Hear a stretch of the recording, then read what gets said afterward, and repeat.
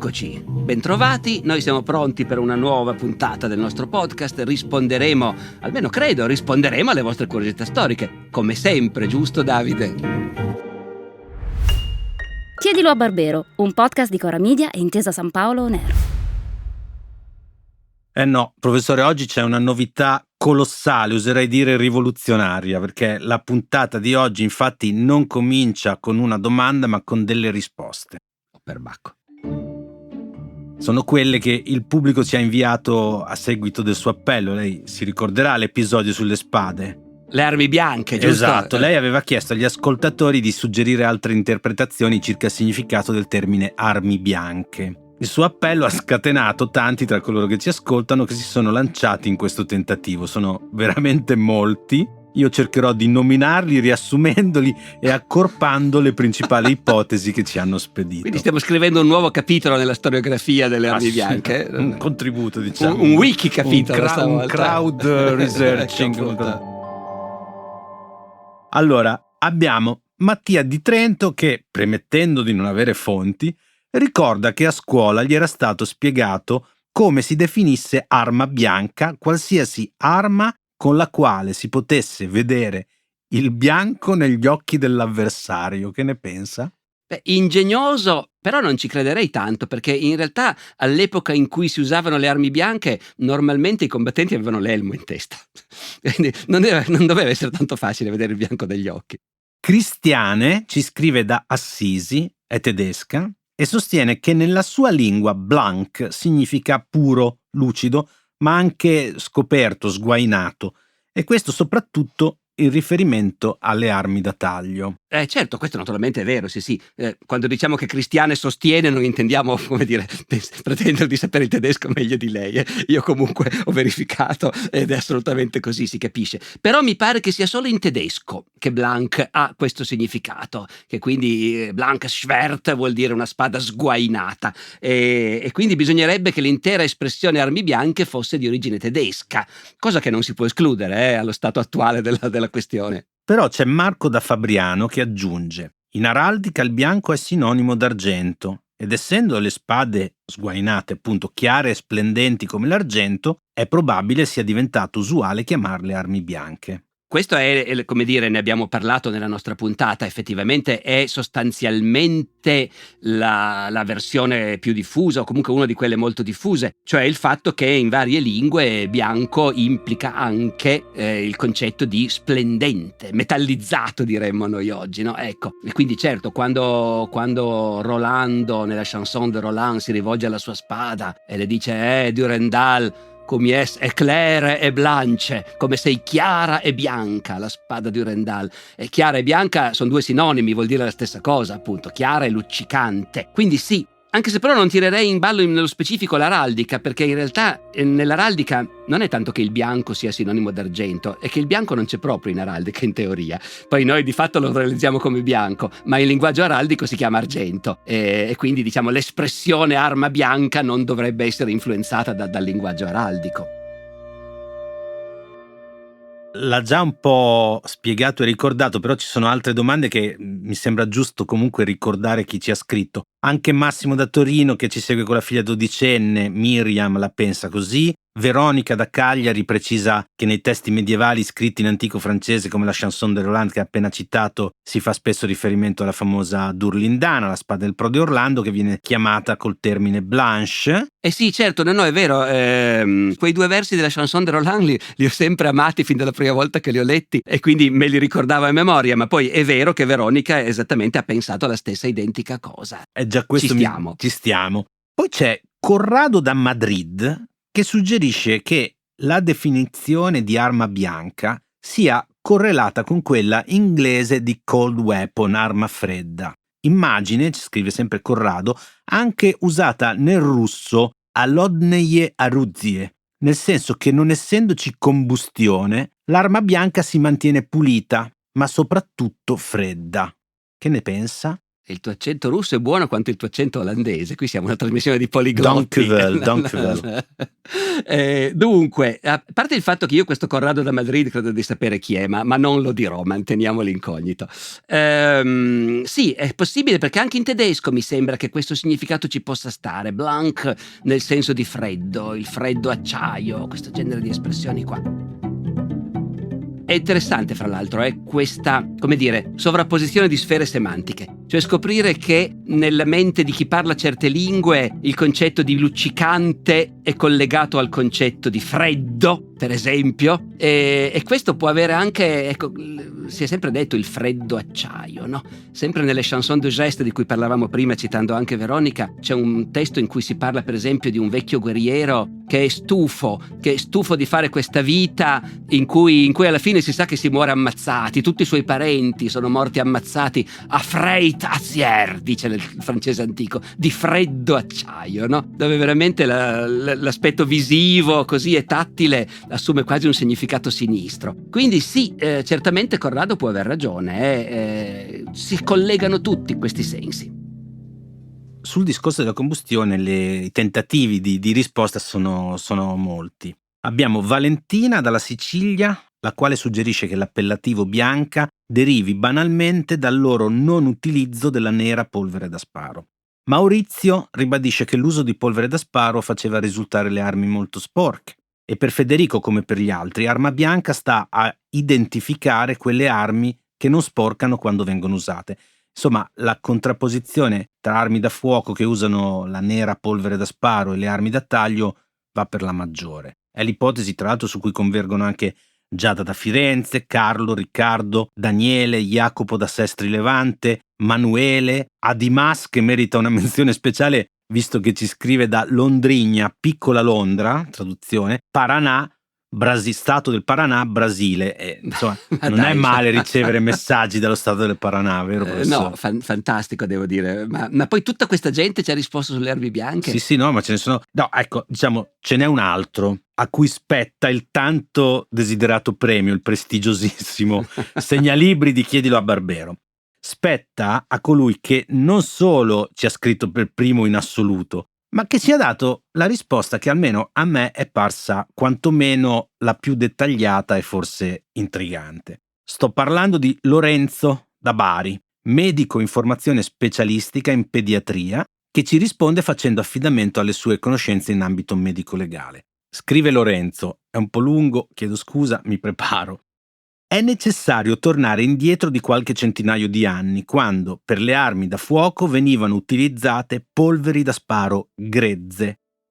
A quei tempi l'essere colpiti da un proiettile, specialmente se a distanza ravvicinata, portava non solo alla formazione di un foro d'entrata e a volte anche un foro d'uscita, ma anche alla comparsa di lesioni secondarie. Tra queste troviamo la contusione dei gas, l'ustione della fiamma fuoriuscita dalla bocca dell'arma, ecco spiegato il termine colpo a bruciapelo, ovvero il colpo sparato a distanza talmente ravvicinata da determinare la strinatura dei follicoli piliferi vicini al foro d'entrata, l'affumicatura dovuta alla deposizione delle polveri sulla superficie cutanea adiacente al foro, il tatuaggio dovuto all'infissione negli strati cutanei di particelle di polveri da sparo un po' più grandi che hanno avuto un'energia cinetica tale da penetrare la cute.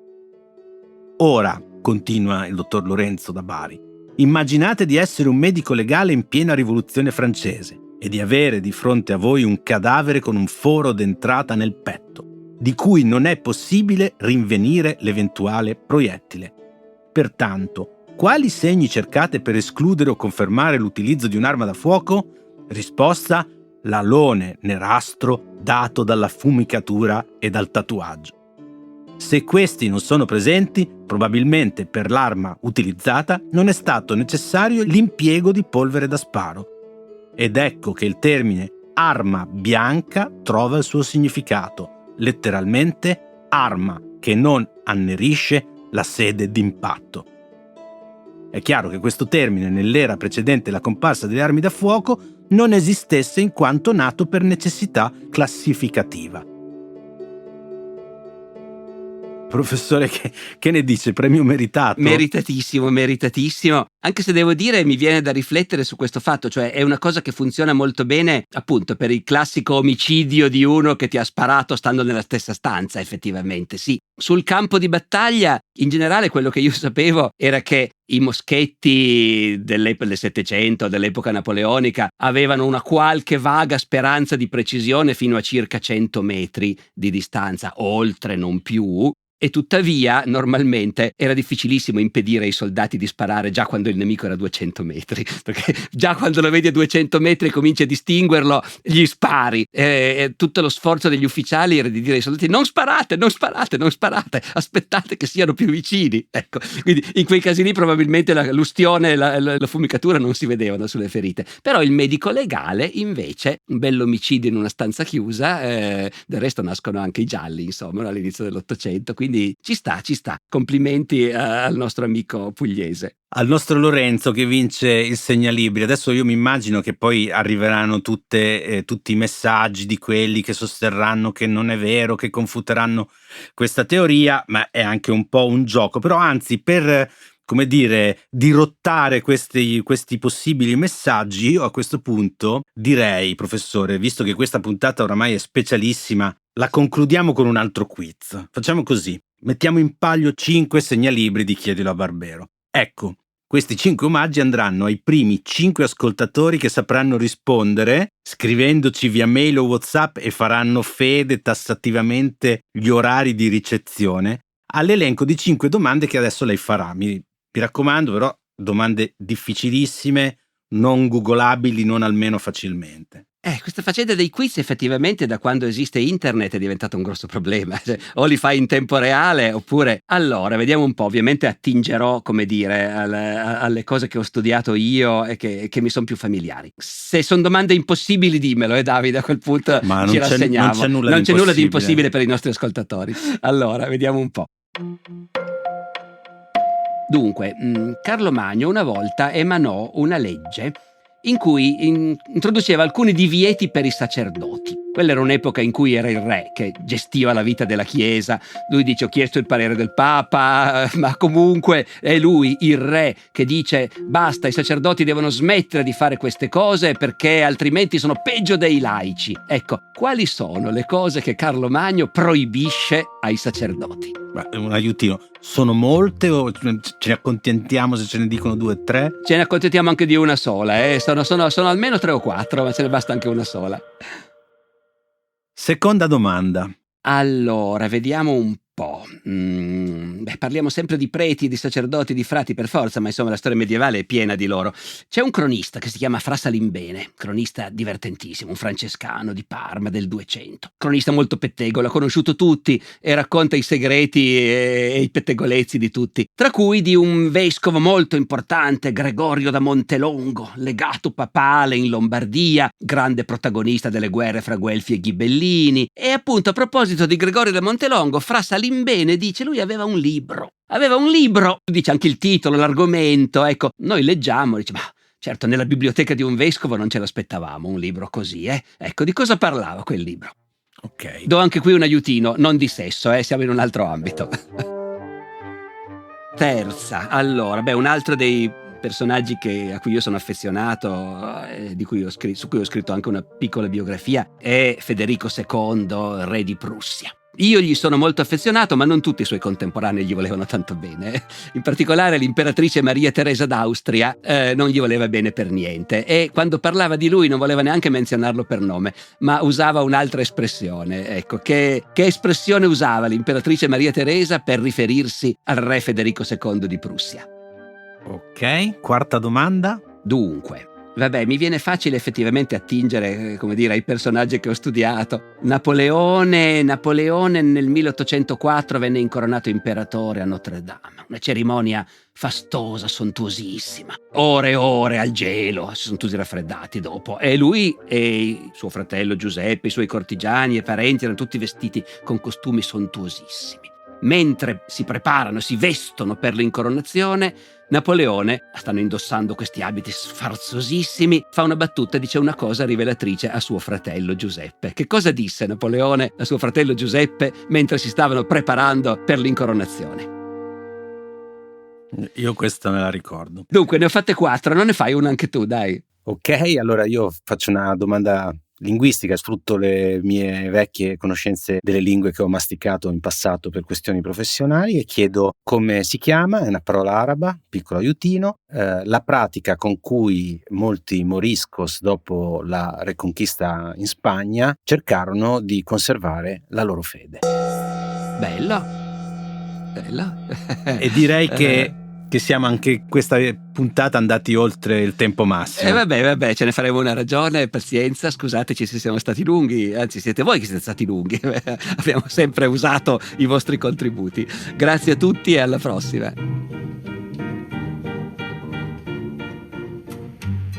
E concludiamo questa puntata ringraziando anche tutti gli ascoltatori che ci hanno segnalato altre spade nella roccia, tra cui Emanuele che ce ne segnala una in Abruzzo nel comune di Castelli, Ruben da Lecce che ce ne segnala una ai piedi del Monte Camicia in Abruzzo, Matteo che ce ne segnala una a Pratomagno, Andrea ce ne segnala una in Val d'Aosta e infine Gianluca ce ne segnala una sempre nell'Aretino vicino a Loro Ciuffenna, spero che non sia la stessa che abbiamo segnalato a Pratomagno. Grazie e a presto. Chiedilo a Barbero è una serie podcast di Cora Media e Intesa San Paolo On Air, scritta da Alessandro Barbero e Davide Savelli. Produzione esecutiva Lia Chiovari. Cura editoriale di Davide Savelli in collaborazione con Anna Iacovino e Rosella Bettinardi. Supervisione del suono e musiche Luca Micheli. Fonico di studio a Torino Riccardo Mazza di Experimental Studios. Fonico di studio a Roma Lucrezia Marcelli. Post-produzione e montaggio Luca Micheli e Andrea Girelli. Coordinamento post-produzione Matteo Scelsa. Io sono Davide Savelli e vi do appuntamento alla prossima settimana ricordandovi che potete inviare le vostre domande via mail all'indirizzo chiediloabarbero@coramedia.com oppure con un messaggio WhatsApp anche vocale al numero 345 09 83 998.